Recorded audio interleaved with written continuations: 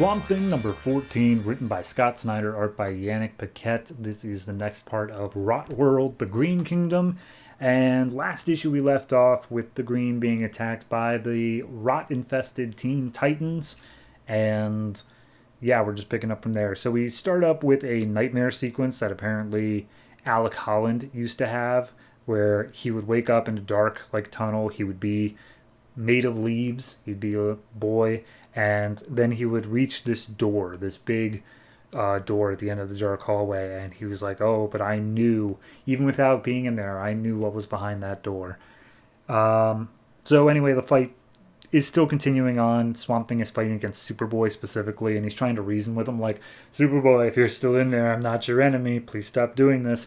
But of course, he's not in there, so he is getting absolutely trounced by the Teen Titans and is bleeding immensely. And the Parliament of Trees kicks in and is just like, hey, Alec, they're gone. Like, literally, they're just all rot. Please stop trying to reason with them. Also, you've never actually fought with the Parliament, right here. Like, you never fought in our midst. You've always fought from a distance. So we're able to give you our full power. What are you going to do with it? And Swamp Thing grows to this enormous size and just basically stomps all of the Titans beneath his feet. And Poison Ivy's like, some of them might have survived. And he's like, you're welcome to check the bottom of my foot for that. And it's like, nah, that's fine. So he's like, Poison Ivy's like, all right, look, we need to get back to the stalk. Make sure that nobody gets in. And Swamp Thing just stops it right there. Like, nah, first you're going to tell me what happened to Abigail Arcane. And then we see Abby's side of things, where she also had the same dream. She'd going down this dark hallway. She was a girl made of bones, like a skeleton. And she'd come up and meet with Alec Holland, the boy made of leaves. And they come to this door, and they both push it open. And then they came to the realization that this wasn't just a dream. There's something real about it. And then at that point, we see the plane Abby was in crashed, as we know of that last issue. And turns out she survived. She just crawled away from the wreckage with no injuries and made her way back to the city of Blestamat, where is the city she grew up, because we saw all about it in the Swamp Thing Annual, which takes place smack dab in the middle of this issue. And we see her walking into town, and then they say, no, that's impossible. Abby was alive. It was literally just Swamp Thing Annual. This is where it takes place, that whole story. And they come to the end of the story, and it's just so, Arcane took her. Well, I guess I'm going to go take my revenge. And basically the Parliament's like, no, dude, the Green is here. You got to protect us.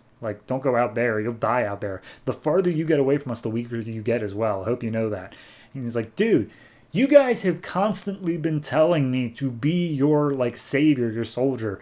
You're just talking about stalling and buying for time. I could go out there and kick his ass. Let's go do that. And the Parliament's like, all right, yeah, that sounds reasonable. That's fine.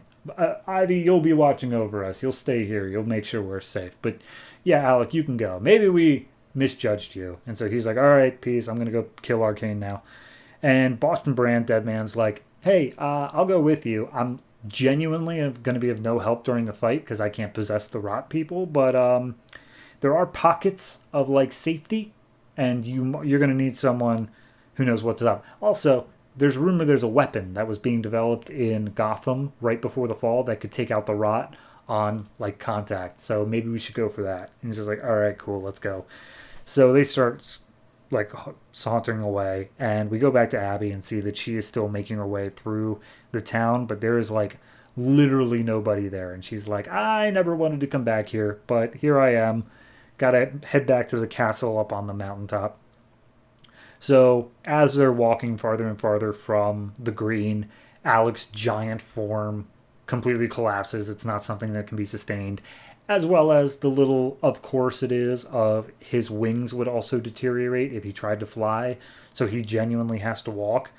But Boston points out that there is a river nearby that is just horrible looking, absolutely disgusting, but he uses the bits and pieces of his giant form to make a makeshift boat. And he's like, yeah, that genuinely took a whole lot out of me, so I probably am going to be pretty useless coming up here as well. And Boston's like, fair enough. Hopefully it'll just be a lazy river trip and nothing will get in our way. So, cut one more time over to Abby, and turns out that as she's approaching the castle up on the mountaintop, she sees literally all the villagers are up there, but she doesn't want to be seen, of course, so she takes a little shortcut that she knew as a kid that involves her sidling along the edge of the bridge that everyone is on, and it's like 1,000-foot drop, but she's like, I know it's not going to hurt me, because it's me. I'm the one that they need. So she starts making her way over, and she comes across a cave on the other side. Meanwhile, we see that Swamp Thing, as they're going down this river, they're pretty much having to fight constantly. Things are coming out of the river and attacking them nonstop, and he's forced to impale them and throw them back into the river as they just make their way down. And Boston basically wants to fight in calms for a second. He's like, hey, I just wanted to tell you I'm sorry about Abby. Like, it's a lot. And he's like, there's no need to be sorry. He's like, no. I understand what it's like to lose someone. And he's like, no, you don't understand. You don't have to apologize because I know Abby's still alive. And he's like, oh, you're in denial. And he's like, no. I can feel her. I can feel her somewhere in the world. It's faint, but it's there. And I know that. And I'm going to get her. And he's like, well, I hope you're right. So then we see Abby, who has finally made her way to the other side. She enters in the cave, and waiting for her right there is her uncle, Anton Arcane, and Swamp Thing simultaneously, but, differentiated by a year, is attacked by a beast from the water, just like a kraken-looking thing that comes up, swallows his ship alive, and out of the water comes Aquaman's trident. But it is not held by Aquaman. It is held by little William Arcane, who has apparently taken over the seas because that's just his realm now. So, yeah, it's good. It's a solid issue. I think that it sets up the reasons of, okay, here's why Swamp Thing's leaving. Here's his goal specifically. Sounds like they're making their way to Gotham first, and then they're going to be heading off to take on Arcane.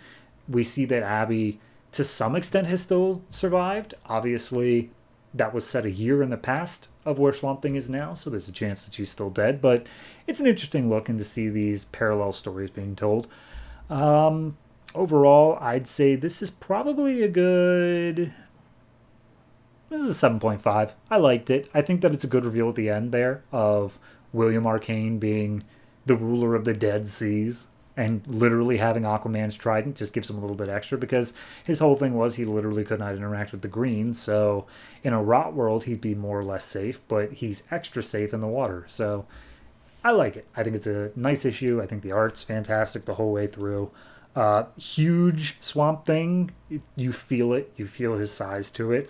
And I like the way the Titans are portrayed as well. It's just good read all through. I'm really enjoying RotWorld, especially from Swamp Thing's perspective.